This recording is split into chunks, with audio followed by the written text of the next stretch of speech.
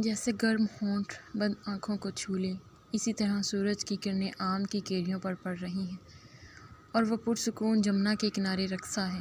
موسم گل میں وہ تنہا نہیں ہے، وہ گوپیوں کے ساتھ ناچ ناچ کر یوں ہی اپنا سامنے گوا دے گا جبکہ رادھا اس کی منتظر ہے۔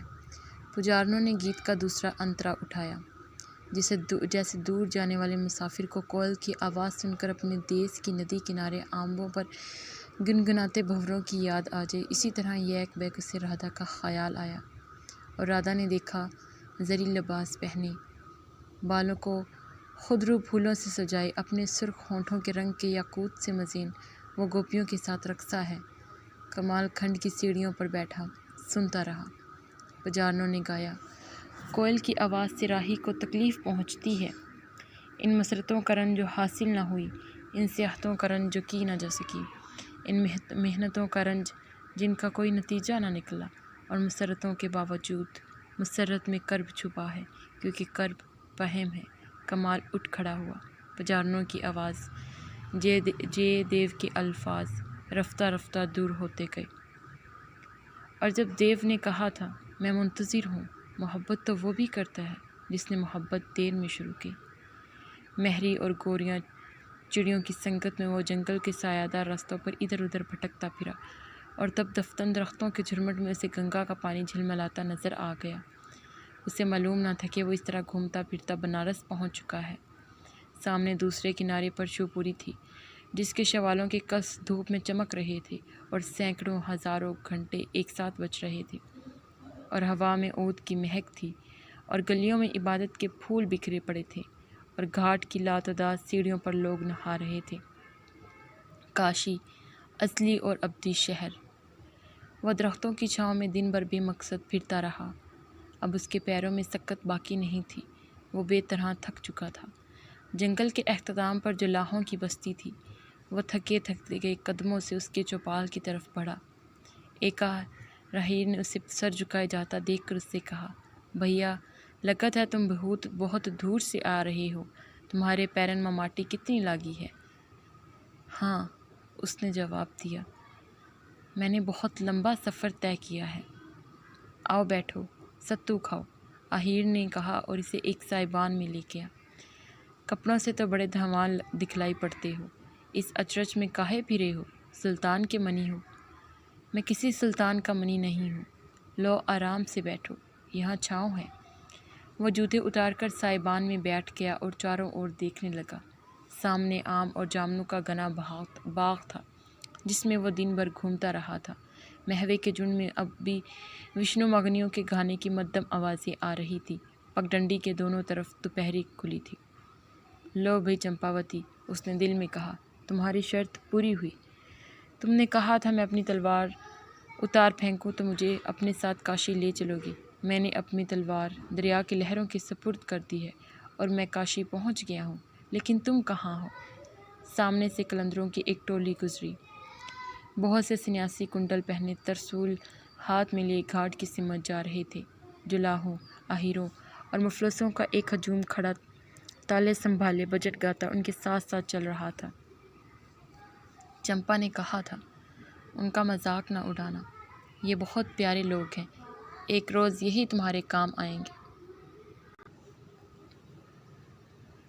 وہ آہستہ سے سائبان سے نکلا اور اس ہجوم کے ساتھ ساتھ چلنے لگا۔ وہ لوگ اپنے مرشد کے پاس جا رہے تھے۔ وہ جو لہر تارا تالاب میں سے نکلا، وہ اسی جگہ پر رہتا تھا جہاں مولری کے پیڑ تھے اور جہاں رس بیلی مہکتی تھی۔ میاں کبیر صبح کے وقت کرگے پر بیٹھ کر کپڑے بنتے، کپڑوں کا گٹھڑ بنا کر پیٹھ پر لادتے، بنارس کی گلیوں میں جا کر پھیری لگاتے۔ شام کو ان کے مکان کے سامنے مولری کے جھنڈ میں مجمع لگتا، چکارے سنبھالے جاتے، کرتالیں بجتی، بھجن گائے جاتے۔ یہ نقشہ برسوں سے قائم تھا۔ کون کہہ سکتا تھا کہ اس دنیا میں جنگیں ہوتی ہیں، انسان ایک دوسرے سے نفرت کرتے ہیں۔ اسی دنیا میں آتما بھوت دانت نکوسے دلوں کے تعاقب میں ہیں۔ سارے میں میاں کبیر کی شہرت پھیلی تھی، ان کی بانیاں کسانوں اور جاہلوں کی زبان پر تھی۔ دور دراز کے خطوں سے لوگ ان کی اور کھنچے آتے تھے۔ کاشی کے پنڈوں کو اور دلی کے مولاناؤں کو اور سلطان سکندر کو، جو بڑا کٹر مسلمان تھا، یہ خرافات پسند نہ تھی، لیکن وہ سب کیا کر سکتے تھے؟ سارا دیس ایک نئے رنگ میں رنگ چکا تھا۔ پچھلے 300 سال سے اس صوفی بھکتی مارگ پر ایک بڑا خوبصورت قافلہ روا تھا۔ اس قافلے میں کیسے کیسے لوگ شامل تھے۔ اجمیر کے معی الدین اور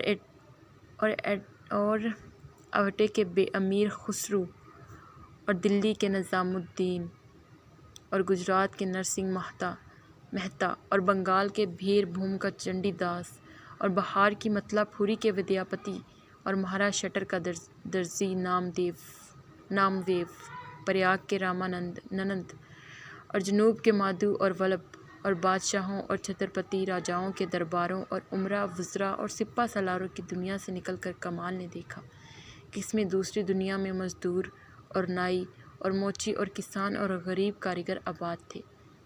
یہ جمہوری ہندوستان تھا اور اس ہندوستان پر ان خرقہ پوشوں کی حکومت تھی۔ کاریگروں کی منڈلیاں ان سے وابستہ تھیں۔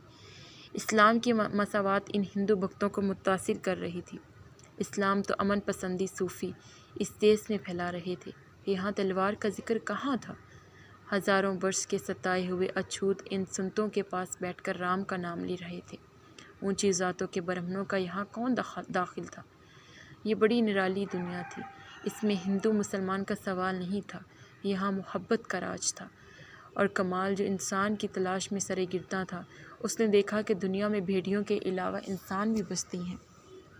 یہ اہیر جس نے چوپال میں بٹھلا کر ستو حاضر کیا تھا، اس کی جان لینا نہیں چاہتا تھا، کیونکہ اسے کسی سلطنت کو حاصل کرنے کی تمنا نہیں۔ اسے تو دونوں وقت باجرے کی روٹی مل جاتی ہے اور وہ خدا کا شکر ادا کرتا ہے۔ اسے ملکوں کی سیاست سے کیا مطلب؟ یہ کسان جو اس کے سامنے خوش منڈیر پر بیٹھا اپنی چھوٹی سی بچی کو بیر کھلا رہا ہے، اسے کیا پرواہ کہ دلی میں آئندہ کون حکومت کرے گا؟ سلطان حسین حاکم ہو تب بھی وہ اسی طرح حال چلائے گا اور لگان ادا کرے گا، اور سلطان سکندر بادشاہ ہو تب بھی۔ ان ترکوں سے پہلے جب پرتھوی راج بادشاہ تھا، تب بھی اس کے باپ دادا یوں ہی جیٹھ کی دھوپ میں ہلکان ہوتے تھے، ساون میں گاتے تھے، قحط پڑتا تھا تو خاموشی سے مر جاتے تھے۔ تب کمال نے سوچا کہ گو مذہب کی حیثیت زندگی میں اہم سمجھی جاتی ہے، لیکن محبت ظاہری مذہب سے برتر شے ہے، محبت اصل شے ہے۔ دور دور سے لوگ کاشی آ کر کبیر کے قدموں میں بیٹھ رہے تھے۔ کمال ان سب کی باتیں شوق سے سنتا، ان کی سیوا کرتا۔ کاشی میں ایک روز کوچین کا ایک اندھا برہمن وارد ہوا۔ وہ کبیر کا نام سن کر سینکڑوں میل کی مسافت طے کرنے کے بعد یہاں پہنچا تھا۔ اس کا ایک بازو لڑائی میں کٹ چکا تھا، لیکن وہ ایک ہی ہاتھ سے رام دھن پر کھڑتال بجاتا تھا۔ اسے دیکھ کر کمال کو احساس ہوا کہ وہ جنگوں اور تباہ کاریوں سے پناہ لینے کے لیے یہاں بھاگ آیا ہے، مگر باہر کی دنیا میں لڑائیاں اسی طرح جاری تھیں۔ بھائی، تمہاری جان کس نے لینی چاہی تھی؟ کمال نے اس سے پوچھا۔ فرنگیوں نے۔ فرنگی؟ ہاں، عیسائی، بہت دور پچھم سے آئے ہیں، اس نے مختصر سا جواب دیا۔ اتنی مدت ہند میں رہ کر وہ نصارہ کے وجود کو بالکل بھول چکا تھا، جو مسلمانوں کے جانی دشمن تھے اور بیت المقدس میں مسلمانوں سے کٹے مرتے تھے۔ تاریخ میں اس کی دلچسپی پھر اود کر آئی۔ وہ کھسک کر مالابار کے برہمن کے پاس بیٹھ گیا۔ یہ عیسائی کدھر سے آئے ہیں؟ اس نے سوال کیا۔ صلیبی جنگوں کے سارے واقعات سے اس سے ازپر تھے۔ پرتگال کوئی دیس ہے، اس نام سے تو وہ واقف تھا۔ دوسرے عربوں کی طرح علم جغرافیہ کا بھی وہ ماہر رہ چکا تھا۔ پرتگال اندلس کے پاس تھا۔ اندلس اس کے دل پر ایک برچھی سی لگی۔ وہ لوگ وہاں مسلمانوں کا خاتمہ کرنے کے بعد اب یہاں بھی آن پہنچے۔ کمال کو یہ معلوم نہ تھا کہ پرتگالیوں کو ان کے بادشاہ نے اور پپائے روم نے حکم دیا تھا کہ جس طرح مسلمان ہسپانیہ سے نکالے گئے، اسی طرح ساری دنیا میں جہاں ملے چن چن کر ان کا قلعہ کما کرو، ایک بھی زندہ نہ بچنے پائے۔ انہوں نے گوا کی ساری مسجدیں ڈھا دیں، مندروں کو توڑ پھوڑ کر برابر کر دیا۔ اندھا برہمن کہتا رہا، گوا کے ایک ایک مسلمان کو تلوار کے گھاٹ اتار دیا۔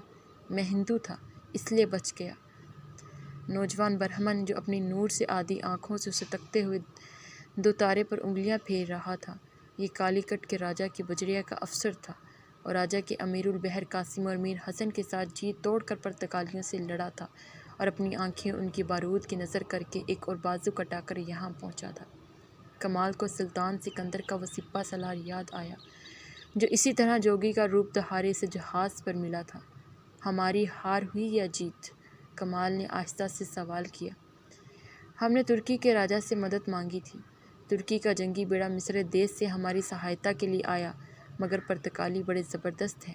اس نے اپنی بے نور آنکھیں بند کر لی اور دو تارا بجانے میں مصروف ہو گیا۔ اب شام ہو رہی تھی اور لوگ کیرتن کے لیے جمع ہو گئے تھے۔ کمال اٹھا اور کچین کے اس اندھے کا ہاتھ تھام کر اسے رستہ بتلاتا ہوا لوگوں کے گروہ میں مل گیا۔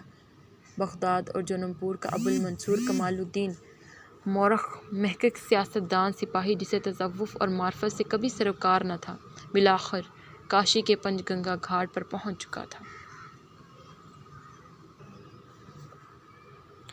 لیکن بہت سے بنیادی سوال سوچنے والے ذہن کے لیے ابھی باقی تھے۔ کبیر نے اس سے کہا، سنو بھائی سادھو، ہری سے پریم کرو، تمہارے دکھ آپ سے آپ مٹ جائیں گے۔ دکھ سنیا، دکھ کی حقیقت اس کو جہاز پر اس تانترک سدھ نے بھی سمجھانا چاہی تھی، لیکن ہری کون تھا؟ یہ سوال بڑا اہم تھا۔ اس سوال پر ایتھنز میں اور اسکندریہ میں اور بغداد میں بڑی لمبی بحثیں کی جا چکی تھی۔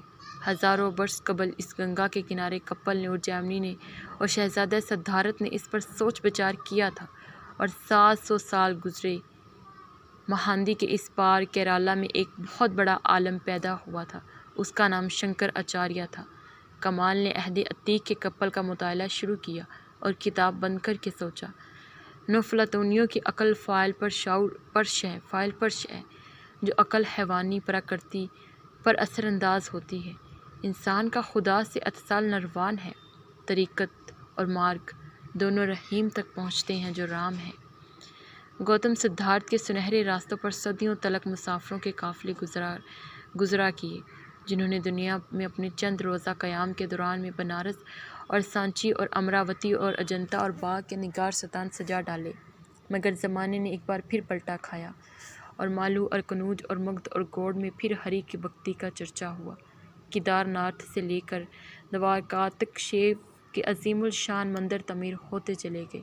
شکیا منی کا راستہ مہایان مذہب اور تانترک اسرار میں تبدیل ہو گیا، اور شکیا منی وشنو کے اوتار بن کر انہی مندروں میں براجنے لگے۔ نارنجی لباس والے وہ بکشو جو موروں کے نشان والے بادشاہ چندر گپت نری چندر کے وقت سے بھی پہلے جنگلوں میں نمودار ہوئے تھے، 1000 سال کی الٹ پھیر کے بعد سدھ کہلاتے تھے، اور بنگال اور بہار کے مبدوں میں جادو ٹونے کرتے تھے۔ مہان مذہب کا مہاسکھ کا تصور خرافات میں تبدیل ہو چکا تھا کہ ہر بڑا ادرش آخر میں یوں ہی تباہ کیا جاتا ہے۔ لیکن ادرش کیا شے ہے؟ یکلخت کمال کو محسوس ہوا کہ وہ بھی بال کی کھال کھینچنے کی عادت اختیار کر چکا ہے۔ جس طرح اس نے آس پاس کی درگاہوں میں لمبی لمبی چوٹیاں رکھائے برہمن طالب علم کو کوچھیوں فلسفوں کے مسائل کی مین میخ نکالتے سنا تھا۔ کرب و جوار کے گاؤں میں بنارس اور جھوسی اور مہگر میں سے بے شمار فقراء ملے، جن کی خانقاہوں میں جا کر اس نے تصوف کی باتیں سنی۔ قصبوں اور شہروں میں عظیم الشان مدرسے تھے، جہاں ایک سے ایک جید عالم تیار کیا جا رہا تھا۔ بڑے سے بڑے عمامے پہنے شیخ الجامعہ جب اس کے سامنے پالکی میں بیٹھے ہوئے نکلتے تو اسے بغداد کی یاد آ جاتی۔ نیم تاریک مٹھوں میں پنڈت اپنے پوتھی پتروں سے سر کھپا رہے تھے۔ گنگا کے کنارے کنج میں کبیر اور ان کے چیلے پریم کی رٹ لگائے جا رہے تھے، مگر وہ ہمیشہ کا ضدی خود پسند عرب، اس نے تہ تک پہنچنے کا تہیہ کیا، اور جس طرح وہ سلطان حسین کے مسجد سپاہی کی حیثیت سے نئی مارکیٹ سر کرنے کے لیے اپنی برق رفتار ہوار پر بیٹھا بیٹھا پرشورندیوں میں کود پڑتا تھا، اسی طرح اس نے اندھیرے سمندر کو لبیک کہا، جس میں اس سے پہلے ہزاروں لاکھوں روحیں ڈبکیاں لگا رہی تھی۔ بہت سے لہروں کے خلاف ہاتھ پاؤں مار رہے تھے، بہت سے کشتی کا بادبان اتار کر کنات سے ایک طرف کو ہوک بیٹھے تھے اور خود کو ہواؤں کے حوالے کر دیا تھا۔ بہت سے اپنے ٹوٹے پھوٹے جہاز کے تختوں پر بہتے چلے جا رہے تھے، بہت سے ایسے بھی تھے کہ جو کب کے ڈوب چکے تھے۔ ساحل تک کوئی نہ پہنچا تھا، کیونکہ ساحل نظر نہیں آتا تھا۔ سمندر بہت وسیع تھا اور اتھاہ، اور چاروں طرف گپ اندھیرا سارے میں چھایا تھا۔ بہت سو کا خیال تھا کہ انہوں نے روشنی کے مینار تعمیر کر لیے ہیں۔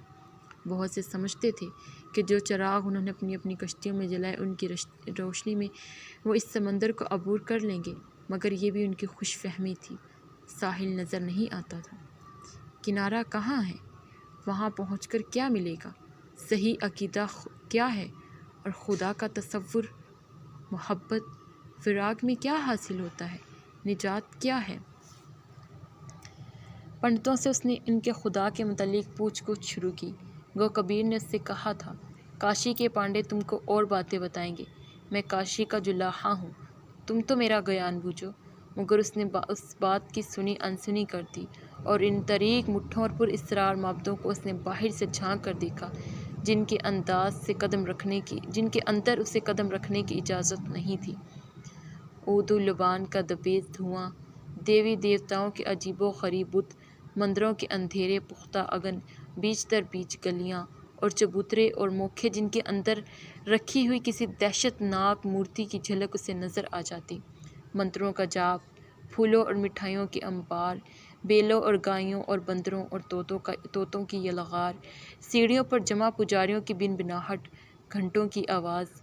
کیا ان لوگوں کے ذہن، ان کی الہات کے مسائل بھی انہی تنگ و تاریک انگنت برجیوں، گلیوں اور کوٹھڑیوں والے مندروں کی طرح بیچ در بیچ گنجلک اور ناقابل فہم ہے؟ یہ کون جناتو کی قوم ہے جسے وہ نہیں سمجھ سکتا؟ اس کو تو اپنے ذہن پر بہت ناز تھا۔ کیا وہ مدرسہ نظامیہ کا زمانہ بھول گیا؟ یہ صحیح تھا کہ ہندو فلسفے اور الہات کے 6 مدرسے ایک دوسرے سے بڑھ چڑھ کر ادک تھے اور اسے خود کبھی فلسفے اور مابعد الطبیعیات سے لگاؤ نہیں رہا تھا، لیکن وہ سارے بنیادی مسائل کی طرف سے آنکھ موند کر ہری پریم کی رٹ نہیں لگائے گا۔ ہری کون ہے؟ ہری کون ہے؟ یہ رام ہے یا رحیم؟ وہ خدا کو کس نام سے پوجے؟ کیا نام ضروری ہے؟ اور خدا کون سا ہے اور کیا وہ بھی ضروری ہے؟ دنیا بھر میں اہل بدعت اور شک پرستوں اور دہریوں کی کمی نہیں ہے، لیکن اس کے اسلام، اس کے ایمان میں خلل آ چکا تھا۔ اس نے ایک روز چپکے سے کبیر کے کنج سے نکل کر دریا پار کیا اور ایک زبردست جٹا دھاری پنڈت کے پاس جا پہنچا جن کے علم و فضل کا دور دور شہرا تھا۔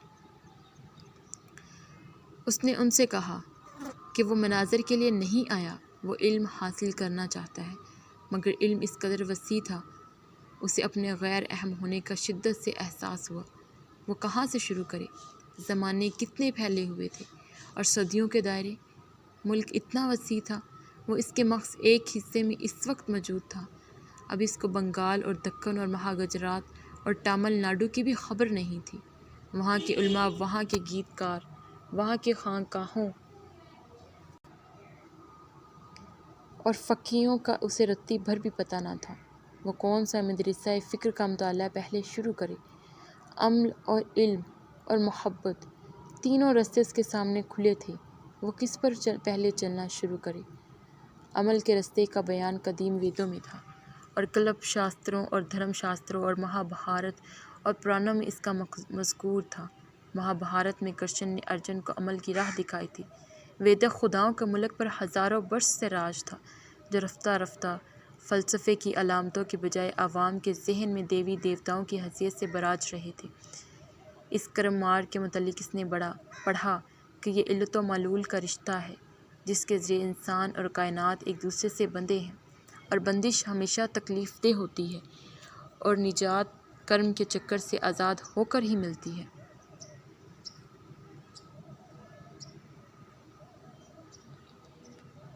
دوسرا راستہ علم کا تھا۔ ویدک عہد کے بعد کے حکماں نے طے کیا تھا کہ محض عمل سے نجات ممکن نہیں۔ خود عمل کی ماہیت کیا ہے یہ جاننا چاہیے۔ یہ کھوج لگانے کا راستہ بہت طویل تھا۔ اب چندوں میں کسی ایسے طریقے کی تحقیق شروع کی گئی تھی جس سے علت و محلول کا چکر ٹوٹ سکے۔ اس تحقیق نے 6 مختلف مدرسہ ہائے فکر کو جنم دیا تھا۔ منطق کے اصول واضح کیے گئے۔ کپل نے کہا، پرش اور پراکرتی، روح اور مادہ ازل سے اکٹھے موجود ہیں۔ مادہ حرکت کرتا ہے اور تبدیل ہوتا ہے، روح کائنات سے علیحدہ ہے۔ کائنات اس کے بغیر بھی ارتقا ہوتا ہے، کیونکہ ذہن شخصیت خود ہی روح میں شامل نہیں، لیکن پھر بھی روح مادے میں گھل مل جاتی ہے، اور اس کی مکتی اسی وقت میں ہے جب مادے سے وہ خود کو جدا کر دے۔ مادے میں مبتلا رہنے کا نتیجہ دکھ ہے۔ اگر اسے اپنے اوپر اور پراکرتی کے فرق کا علم ہو جائے تو وہ آزاد ہو سکتی ہے۔ کپل دہریہ تھا۔ اس کے نزدیک تخلیق اور ارتقاء خدائی کارنامہ نہیں بلکہ مادے کی فطرت تھی۔ پھر کمال نے پتنجلی کے یوگ 70 پڑھے۔ اس کا ایشور خالق کائنات نہیں بلکہ روح اصلی تھی جو مادے میں مبتلا نہیں ہوئی۔ ویدانت والے وحدت الوجود کے قائل تھے۔ عہد عتیق کے برہمن قانون ساز گوتم کے فلسفہ علم میں اس نے وجود اور عدم وجود، بھاؤ اور ابھاؤ کی تفصیلات پڑھی۔ گوتم نے ادراک، منطق اور استنباط کے ذریعے چیزوں کا کھوج لگانے کی سعی کی تھی۔ اس کا خیال تھا کہ دنیا خلا میں سے پیدا ہونے کے بجائے ابدی ذرات، زمان، مکان اور ذہن و دماغ نے تخلیق کی تھی۔ اس نے کہا تھا کہ مٹی اور پانی کی طرح ساری مرکب اشیاء کا کوئی نہ کوئی سبب ضرور رہا ہوگا، کیونکہ وہ نتیجے کی حیثیت میں موجود ہے۔ زمان و مکان اور ذرے لامحدود ہیں، کسی سبب کا نتیجہ نہیں، لہٰذا مرکب اشیاء کا سبب کوئی ذہین محرک ہے، ورنہ مرکب جوہری کے مادی اسباب یعنی ذروں میں وہ ضابطۂ تنظیم نہیں ہو سکتی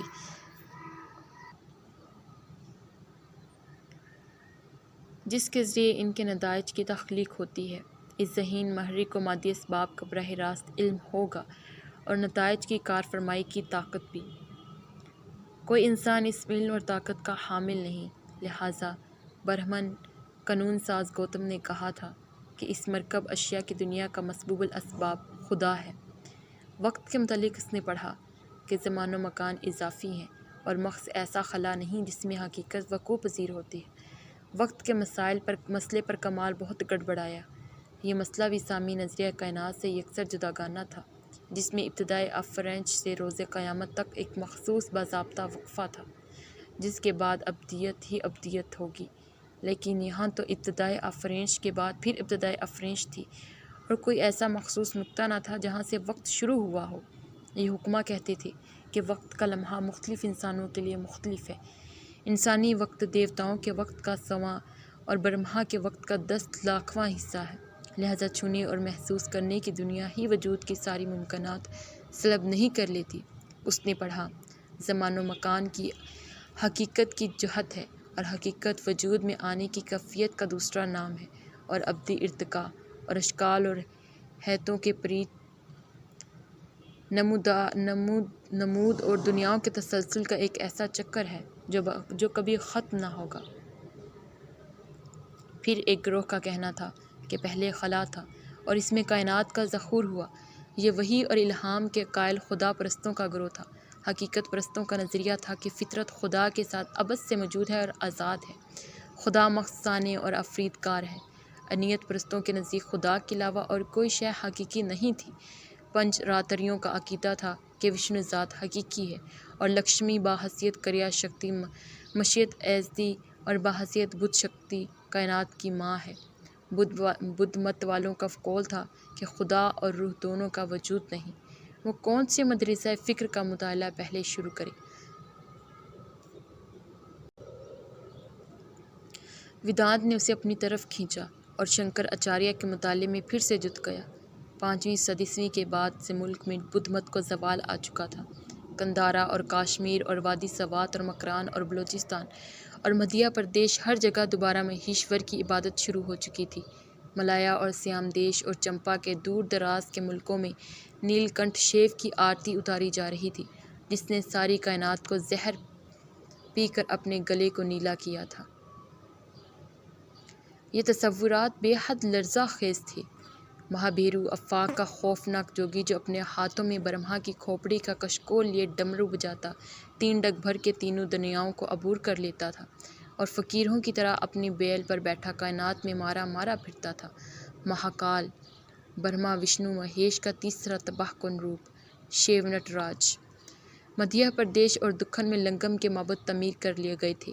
گپتا عہد میں اب شہو مہاراج کی عملداری تھی۔ عرب سیاح اپنے سفر ناموں میں اس عجیب و غریب مذہب کا تذکرہ کر رہے تھے خداؤں کی فوج تھی جو ہر طرف کودتی پھاندتی پھر رہی تھی۔ خوفناک عفریت نما 10 ہاتھ والی سیاہ فام ڈائنیں، پریوں کی ایسی نرم و نازک دیویاں، چاند اور سورج، آگ اور بادل، ہاتھی کی شکل والا اور بندر کی شکل والا، ناگ اور کچھوے، اور تیرتھ اور میلے اور یاترائیں اور تہواروں کے غباڑہ اور خونی قربانیوں اور جادو منتر اور ٹوٹے ٹونکے کا ایک ہنگامہ بپا تھا۔ سمندر پار کمبوج دیش اور جاوا اور سماٹرا میں نئی برہمن شہنشاہیت کا تسلط قائم ہو چکا تھا۔ شیو کی ڈمرو سارے میں بج رہی تھی۔ ہندو مذہب کی تجدید اور نئی تنظیم میں اس اکیلے نوجوان کا کتنا بڑا حصہ تھا جو 8ویں صدی میں مالابار کے ساحل پر الورندی کے کنارے شوگر برہمن کے یہاں پیدا ہوا۔ علم کے رستے پر چل کر ایک طرف جس نے اپنشدوں اور گیتا اور برہمن ستر کی تفسیریں لکھی، دوسری طرف مذہب کو فلسفہ ترازیوں سے بے نیاز کر کے عوامی بنایا جو سارے ملک میں مٹھ قائم کرتا اور مذہب کا پرچار کرتا، پھر اور 32 سال کی عمر میں مر گیا۔ ہندوستان کا عظیم ترین مفکر شنکر آچاریہ، اس کے فلسفے کا مرکز خدا کی وحدانیت تھی، خدا جو خالص ذہن اور خالص وجود تھا، نرگن، اور دنیا جو مایا تھی۔ لیکن جس طرح دنیائیں دو طرح کی تھی، ایک حقیقی اور غیر حقیقی، اسی طرح علم دو طرح کے تھے، اعلیٰ اور ادنا، برہما اور ایشور۔ چنانچہ عوام جو شنکر آچاریہ کے ذہن کی بلندیوں کو نہیں پہنچ سکتے تھے، ان کو اس نے پروتوں کے حوالے کر کے برہمن عملداری کی جڑیں مضبوط کر دی۔ نیتی نیتی یہ نہیں ہے، یہ بھی نہیں ہے، یعنی برہما کا تجربہ نہیں کیا جا سکتا۔ اپنشدوں میں لکھا تھا، شنکر آچاریہ نے اس کی تشریح کی، نیتی نیتی کا مطلب عدم وجود نہیں، ذات حقیقی مکمل بھرپور وجود ہے، اور ست وجود چت شعور جو کائنات کو منور کرتا ہے، برہما ہے اور ابدی ہے۔ سوچت اور آنند برہما کی صفات ہیں، بلکہ خود اس کی ذات ہے۔ علم برہما کا جوہر ہے، ساگن برہما یا ایشور زندہ خدا ہے۔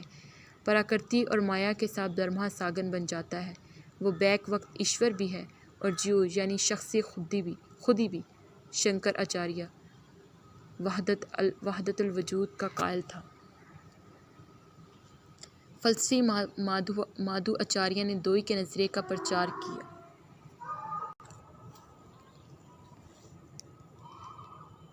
اس کے نزدیک برہما اور جیو کے علاوہ تیسری ہستی مادی دنیا کی تھی۔ رامانج نے کہا، برہما اور مایا الگ الگ نہیں، بلکہ سب برہما ہے، برہم مایا۔ کمال پنڈتوں سے برہم ستر کی تفسیر پڑھتا رہا۔ شنکر آچاریہ نے کہا، حقیقت کو دو مختلف معیاروں سے جانچا جا سکتا ہے۔ ایک رستہ یہ علم کا تھا جس پر کمال خود گرتا پڑتا پشٹم چلا آ رہا تھا، تیسرا راستہ ابھی باقی تھا۔ جانے اس میں اتنی ہمت باقی رہ جائے گی کہ وہ اس رستے کو بھی آزما سکے۔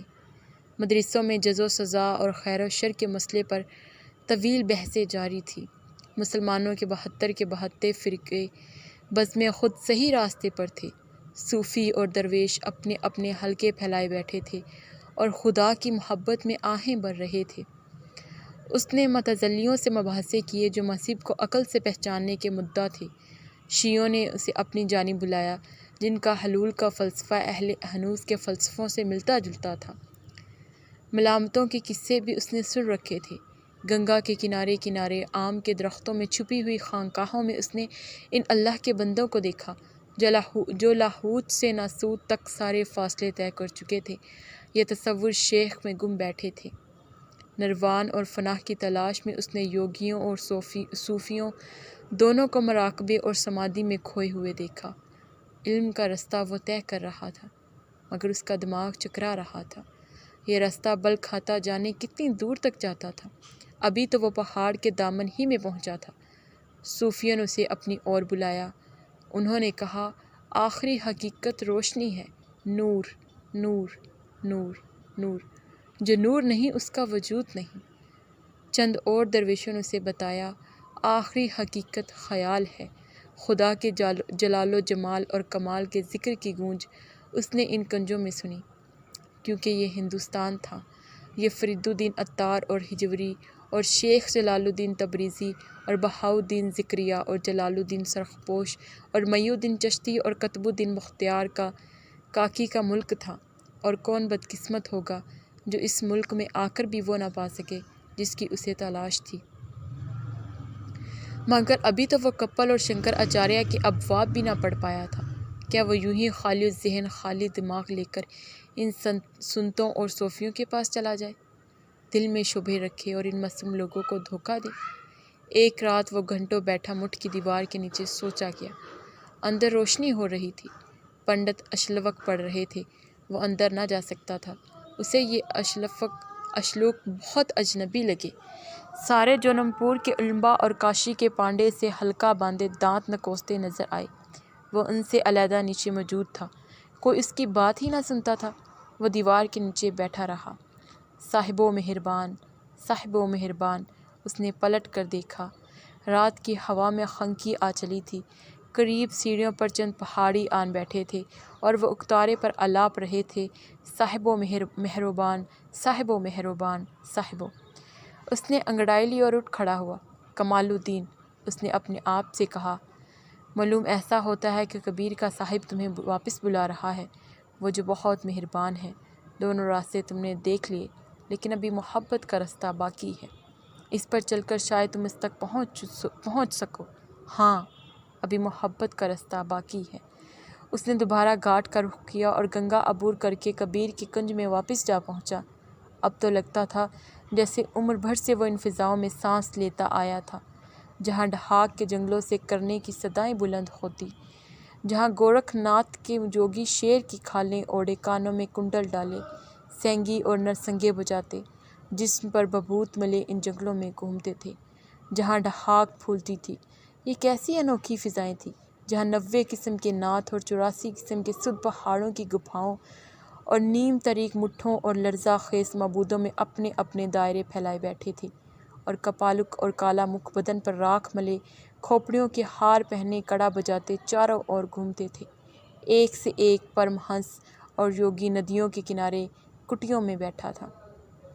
یہ سکون بخش ماحول، جہاں گیت تھے اور ڈھول اور منجیرے کی صدائیں، بسنت رت آئی تو سارے میں زرد و دہانی رنگ پھیل جاتے، گریکھم رت میں درختوں سے مہوا ٹپکتا اور آم کے درخت بور سے لد جاتے، رنگیلی برکھارت میں چندریاں ہوا میں لہراتی، لاونیاں گائی جاتی، لڑکیاں پکوان پکاتی۔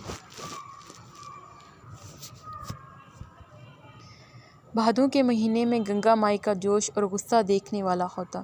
شیرو کے موسم میں پیلی چاندنی سارے میں پھیلتی اور اداس سہاگنیں اپنے پردیسی شوہروں کی یاد میں برہا الاپتی، چرخا کاٹتی اور ساس نندوں سے لڑتی۔ ہیمنت رت آئی، اگہن اور پوس کی سرد ہوائیں چلاتی، الاؤ جلتے، آلہ اور دل گایا جاتا۔ ماگھ اور پھاگن کے مہینوں میں کھیتوں پر پالا پرستا، چنے اور ارہر کے پودوں پر اوس کے قطرے جگمگاتے، کسانوں کے جھونپڑوں سے چکے کی گھر گھر کی صدائیں بلند ہوتی۔ آوازوں اور رنگوں کی اس دنیا میں وہ مکمل طور پر رس بس چکا تھا۔ یہ سب تھا، مگر چمپا نہیں تھی۔ اسے کون زمین نگل گئی، کون آسمان کھا گیا، کون چتا کے شعلوں کی وہ نظر ہوئی، کس ندی کے لہروں نے اسے اپنی اور کھینچا، یہ کون بتا سکتا تھا۔ ان گنت تہوار آئے اور نکل گئے، رکشا بندھن اور بھیا دھوج اور جنم اشٹمی اور ہولی اور دیوالی اور محرم اور رام لیلا، کسی ہنگامے، کسی میلے، کسی گاؤں، کسی بستی میں وہ نظر نہ آئی۔ وہ سارے میں مارا مارا پھرا۔ ایک دو بار وہ اودھیا گیا، اس کا جی چاہتا تھا کہ عمر انہیں سبزہ زاروں، سرجو اور گنگا کنہیں ساحلوں پر گزار دے۔ چمپا کی یاد اب ایک عجیب حیثیت سے اس کے دل میں رہتی تھی۔ بھکتی مارگ میں اس نے دیکھا تھا کہ وشنو انتریامی ایسا خدا ہے جو دلوں کے اندر رہتا ہے۔ وہ باپ ہے، شوہر ہے، ماں ہے، دوست ہے، رادھا کے لیے کرشن ہے، کرشن کے لیے رادھا ہے۔ اس نے سوچا کہ عشق مجازی سے عشق حقیقی تک کا فاصلہ تو بہت طے کرتے ہیں، مگر چمپا ان گنت اندھیروں میں میرے لیے اجالا کرتی جاتی ہے۔ جب وہ ساون کی راتوں میں لڑکیوں کے گیت سنتا تو دنیا بالکل نئی شکل میں اس کی آنکھوں کے سامنے آ جاتی، کیونکہ اب اسے معلوم تھا کہ الفاظ کے معنی کیا ہے۔ ویرا گن جو پیا کی تلاش میں اندھیری رات میں نکل کھڑی ہوئی، برہا کی رات فراق تھی۔ جوگن گوری سخاگن خدا کا بندہ تھا، پتی منہور گرد کو پال خدا تھا۔ جس کی کھوج میں گوئی راج پاٹ چھوڑ بنوں میں ماری ماری پھر رہی تھی۔ ارم و عجب کی شاعری کی تصوراتی کائنات سے جو اس کا رشتہ اب تک رہا تھا، وہ اس رشتے سے بالکل مختلف تھا جو اس نے ان الفاظ، ان سروں، مدھم رنگوں سے قائم کیا۔ خدا ساقی نہیں تھا، خدا پتیم تھا۔ ہری، شیام، کنہیا اور رام، موہ رام سے کوئی ملا دے، موہ رام سے۔ کوئی کہے وہ بسے اود میں، کوئی کہے بندرابن میں، کوئی کہے وہ بسے اود میں۔ وہ مہینوں یوں ہی ادھر ادھر پھرا کیا۔ ایک بار وہ اودھیا سے کئی مہینے تک واپس نہ آیا۔ کاشی میں اس کی ڈھونڈیاں مچی۔ لاابالی سیلانی آدمی ہے، بغداد لوٹ گیا ہوگا۔ کسی نے کہا مگر اسے بغداد سے کیا مطلب، وہ تو گھاگھرا کے کنارے کنارے گھومتا پھرتا تھا۔ جب وہ لوٹ کر آیا تو اسے جولاہوں کی بستی واپس جاتے ہوئے ڈر سا لگا۔ گرو اسے ڈانٹیں گے تو نہیں کہ تم اب تک کس چکر میں مبتلا ہو، لیکن میاں کبیر اسے دیکھ کر مسکرا دیے۔ تال سوکھ کر پتھر بیو، ہنس کہیں نہ جائے۔ پچھلی پید کے کار نے کنکر چن چن کھائے۔ انہوں نے کچھ دیر سوچ میں ڈوبنے کے بعد کپڑے کا تانا تیار کرتے ہوئے کہا۔ کمال وہیں مٹی سے لپے ہوئے فرش پر بیٹھ گیا اور گھرگے کی آواز سننے لگا۔ ہنس کہیں نہ جائے، ہنس کہیں نہ جائے۔ وہ یہاں سے کہاں جا سکتا تھا؟ پچھلی پرید کا ناتا تو بہت گہرا ہوتا ہے۔ وفا کا مطلب اس کی سمجھ میں آیا۔ وفا کا رستہ تو اسے چمپا ہی نے سمجھایا تھا۔ وہ کبیر کے ساتھ ساتھ ایسے رہتا جیسے گنگا کے جلوں میں جمنا جی بہتی ہے، اور چمپا اس کے ساتھ ساتھ اس طرح تھی جیسے سنگم کے ساتھ سرسوتی جو مادی آنکھوں کو نظر نہیں آتی۔ مگر یہ ساتھ بھی چند روزہ تھا۔ کاشی کے پنڈتوں اور مولویوں نے سلطان سکندر سے فریاد کی کہ یہ بدعتی جولاہا عوام کو گمراہ کر رہا ہے، اس کے ہاتھ پاؤں باندھ کر لوگوں نے گنگا میں ڈبو دیا، مگر وہ ضدی جولاہا جل تھل راکھت ہے۔ رگھوناتھ کا نعرہ لگاتا پانی سے باہر نکل آیا۔ دلی کا سلطان بڑا دیالو اور دیندار مسلمان تھا۔ اس نے میاں کبیر سے کہلوایا کہ وہ شر سے محفوظ رہنے کے لیے کاشی سے کہیں دور چلے جائے۔ میاں کبیر بنارس سے جلاوطن ہوئے۔ شیوپوری کا جنگل اجڑ گیا جہاں مولسری مہکتی تھی اور سردرشن کے پھول کھلے تھے۔ میاں کبیر کا گھر کا سنسان پڑا تھا۔ ان کے مکان پر خاموشی چھائی تھی۔ کمالی، ان کی چھوٹی سی بچی، بستی کی گلیوں میں روتی پھرتی تھی۔ کاشی نواسیوں کی آنکھوں سے آنسو ٹپک رہے تھے۔ کمال نے ایک بار پھر اپنا رخت سفر باندھا اور گنگا کے گھاٹ پر پہنچ کر بنگال جانے والے جہاز پر سوار ہو گیا۔ اس کے ایک سرے پر یہاں سے سینکڑوں میل دور گوڑ تھا جہاں وہ آج سے کئی سال ادھر اپنے سلطان کو تنہا چھوڑ کر چلا آیا تھا۔ چند ہفتوں بعد جہاز پٹنہ پہنچا۔ پٹنے میں سے معلوم ہوا کہ سلطان حسین شرقی گھوڑ سے بھاگلپور آ گیا تھا۔ وہ یہاں چند سال گزرے، اسی جلاوطنی کے عالم میں خدا کو پیارا ہوا۔ سلطان حسین شرقی، جس نے موسیقی کی دنیا میں ایک نئی جہت کا اضافہ کیا تھا، جنگوں میں لڑا بھڑا، جنگلوں میں مارا پھرتا رہا اور ختم ہو گیا، لیکن حسینی پیا، جس کی سلطنت چند روزہ تھی اور جسے زندگی میں امن نصیب نہ تھا، سر میں ڈوب کر زندہ رہا۔ سر کی لہروں پر بہتے ہوئے اب کمال نے نئی نئی دنیاؤں کی سیر شروع کی۔ نغمہ جو سب سے پہلے پیدا ہوا، نغمہ حق، جسے کبیر انہد الناد کہتا تھا، باجت انہد ڈول رہے تھے۔ تجھے ہری ملیں گے، تجھے ہری ملیں گے، تجھے ہری ملیں گے۔ موسیقی کی یہ ساری دنیا اس کی اپنی تھی۔ جے دیو اور ودیا پتی اور چنڈی داس کے بھجن، ماہی گیروں اور کسانوں کے گیت، کوچہ گرد فقیروں کے لحن، اس دنیا میں حملوں اور شب خونوں اور فوجوں کی یلغار، سیاسی تلاطموں اور جلاوطنی اور موت کا کھٹکا نہ تھا۔ موسیقی کی وحدت خدا کی وحدت تھی۔ بنگال پہنچ کر وہ گنگا کے کنارے ایک ایسے گھاٹ پر اترا جس کا نام اس کو معلوم نہ تھا۔ یہاں پان کی بیلیں پھیلی تھیں اور دھان کے کھیت تھے اور جھیلوں میں نئے پھول کھلے تھے۔ برگد کے درخت کے نیچے کسی مرشد کی خانقاہ تھی۔ اس نے وہیں رہنا شروع کر دیا۔ بنگال جو سریلی آوازوں کے وسیع بھنور تھا، باول گانے والوں کی ٹولیاں ایک تارا بجاتی گلی گلی گھومتی، داستان گو گا گا کر روپ کتھائیں سناتی۔ مانجھی اور سپیرے اور ہاتھی پکڑنے والے ہر سمے گاتے رہتے۔ کرشن اور رادھا کی محبت میں ہر انسان سرشانت نئے راگ الاپتا پھرتا تھا۔ اس سحر انگیز زمین کے باسیوں کی رگ رگ میں موسیقی رچی تھی۔ کمال ان کوچہ گرد شاعروں کے ساتھ سارے میں گھومتا پھرا۔ پورب میں دریاؤں کی لہروں پر اپنی ناؤ کیتا وہ چنگام کی پہاڑیوں اور اراکان تک جا پہنچا۔ یاتریوں کے ساتھ وہ سیتا کنڈ گیا، جہاں اونچی پہاڑی پر جس کے دونوں طرف گہرے کھڈ تھے اور جن میں باغ گھومتے تھے، سیتا مہارانی کا مندر تھا۔ پہاڑی کے گھنے پرخطر جنگلوں میں صدیوں پرانے مٹھ تھے اور پہاڑی کے دامن میں سنگ سرخ کے تالاب کنارے موبد بنے تھے اور بڑ کے درختوں کے نیچے لڑکیوں کی ٹولیاں بیٹھی کیرتن گاتی تھیں۔ چنگام کا علاقہ دل فریب تھا۔ بل کھاتے تندور، عظیم دریا، خطرناک بن، خوشبودار پھول اور پھل، سرسبز پہاڑی راستے، بانس کے گھنے جھنڈ جن کے اندر عمیق طریقوں میں خانقاہیں تھیں۔